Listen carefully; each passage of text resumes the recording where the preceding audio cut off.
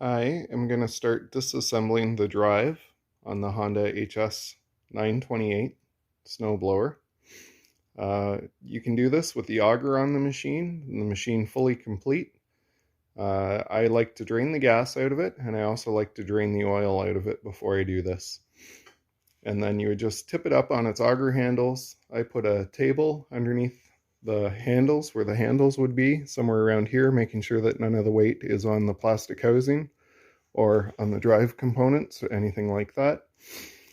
This one here is much easier to work on since the motor's off and the auger is off. So I'm going to start by removing this the tension plate for the tracks. So you simply need to undo these. You don't need to count the threads for when you reinstall because there's actually a backing nut on here. It's a good idea to spray some penetrant on here just to help the threads spin a little bit easier, or the nut. I prefer to use my impact driver, and then you need a nice deep socket to get down over the threads there.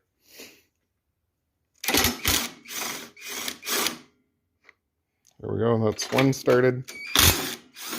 There's the other one started. You can see the tracks loosen up nicely. Next, I'm going to pull off the pins here. It just makes it easier when you slide the track off rather than trying to fight the track over top of the wheels. So I'm going to cut and pull these pins out with either side cutters or my needle nose pliers. And then we'll continue on. I'll do both sides and both sets of wheels. Okay, continuing on, I've removed all the cotter pins. I just need to slide the pins out. I also thought I would show, I've done 3 of these this year so far, just for myself. But I like to label my parts, and I put them in step 1, step 2, step 3, just in order, and I use egg cartons. I've also got a little dollar store unit that I put all my bits and pieces in so I don't lose track. Take good pictures when you take things apart so that you know how it goes. So here's a pin and a washer. This is the idler wheel on the top, not the drive wheel. Down here, we may as well take this guy out too. Here's another one, and see the head on this? It's a better view. That's not a factory Honda bolt, I don't think, or shear pin. This one is. This half one. And if we slide these out, there's the ovaled hole that you can see on both sides. It shouldn't be ovaled, it should be a nice circle. So on one of my other ones I measured and I drilled 90 degrees off, but trying to drill down through here and having a drill bit long enough is a bit of a pain. So here's something to notice too, is how it goes from a washer to a collar on the drive axle. Oops. That one just fell off. But on this one here, it's a washer in behind, and then to a different type of collar looking.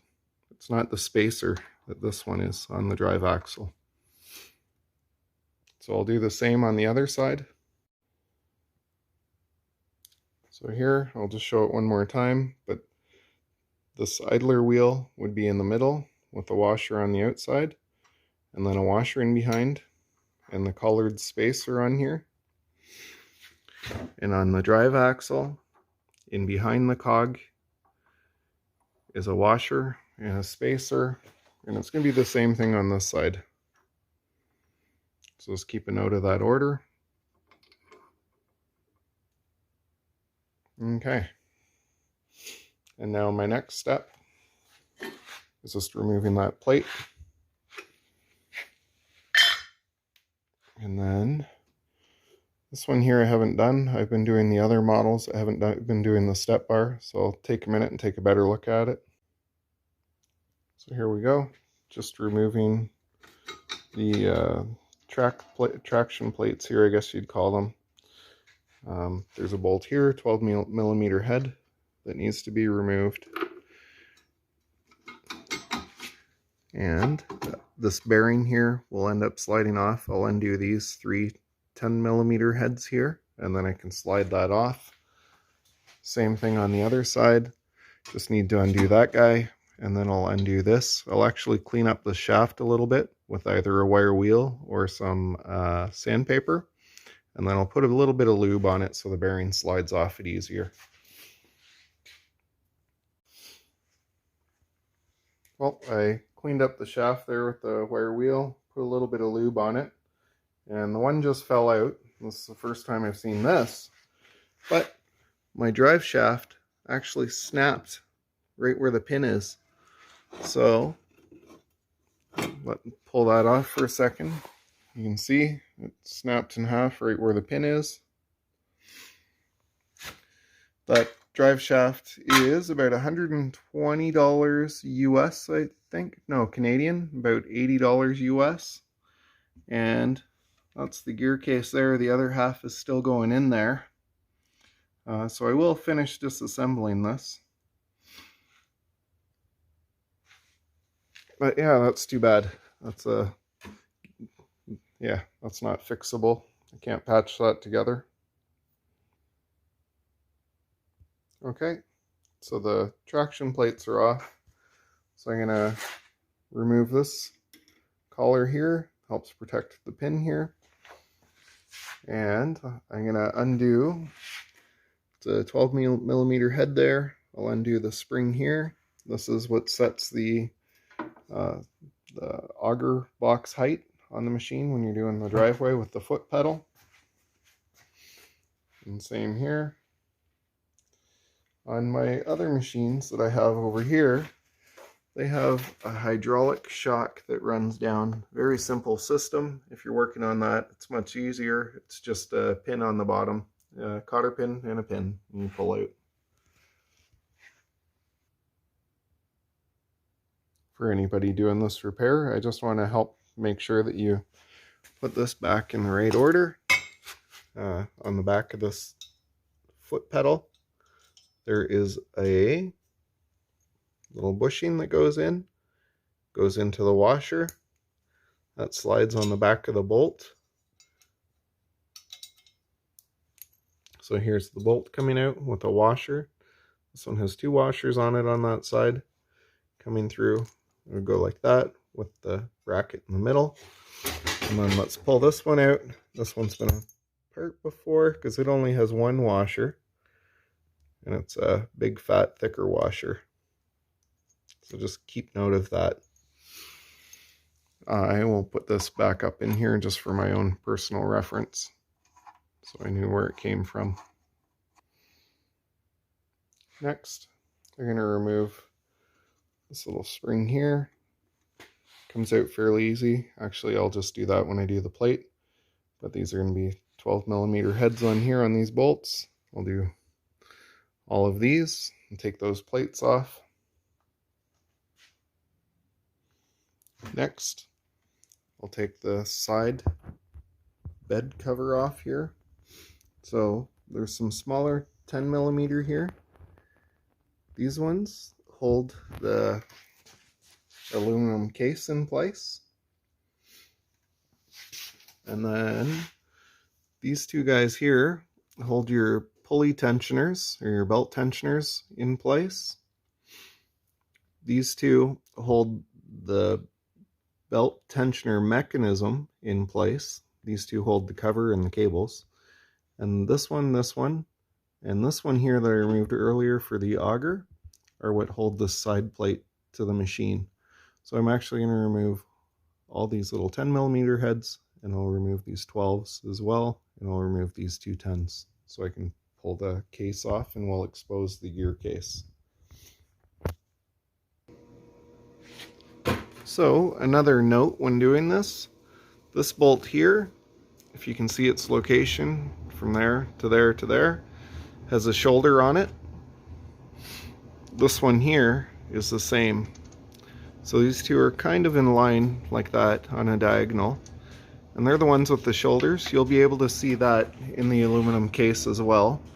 And each of these has a nut on the back as well. So all the nuts are going to be there. They're going to be falling out, so you might want to try to just keep a hand on the one that you're undoing. And you can see this is the broken axle shaft already poking out. So let's see if this comes off. Whoa! And we didn't lose anything there. And yeah, someone's definitely been in here before, because it doesn't look that bad. They're usually in much worse shape.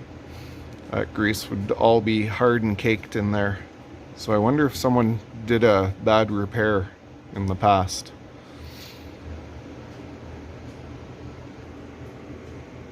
So I'm going to continue and just slowly try to pull everything out here and see what's what. Down here in the case too, I should point this out before I forget, but there's a little plastic bushing that goes in here. Two of the machines I had, it was non-existent, and the other, only half of it was here. It's like a wear and tear item, and it wears off. It would match up to this shaft right here. This is the top one where the hydrostatic pump's drive gear goes to. And you can see the washer is still there, and then the gear. It's a good idea to get a parts diagram off of one of the Honda parts suppliers, so you can see where everything goes.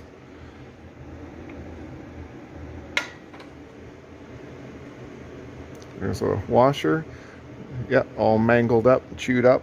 And yeah, just be careful when you're wiping everything down, because there's lots of little washers and all that stuck in here. You think it's just a blob of grease, but there's actually some little washers or spacers in there. Here's another big gear. And the center shaft on that comes out. And let's see. See if this guy, yep, there we go. He comes out by hand. There's your 3 bearings in the back. This one here is a blind bearing, a bit of a pain to get out. These two you just punch out from the back side, nice, slowly, evenly, working your way around. And this case will come off if I take the weight off of it. And I'm not going to be able to do that one-handed, so I got to put the camera down. So I pulled the case half off, and yeah, there's the 3 bearings in there. The case looks good itself.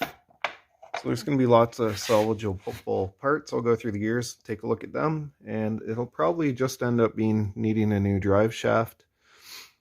Here's one of the seals that can push out and leak hydraulic fluid on you. People have had luck with just pushing it back in. I believe there's another seal on the other side here. When you have this machine apart, this axle should just pull out here. I'm going to have to two-hand it. But you should just replace all the bearings. So there's a bearing here, and there's a bearing here. If you put the bedside half back on here, it somewhat helps hold everything in place. Or you can simply undo the 3 bolts. This one here, holding it in the middle, and replace that bearing as well.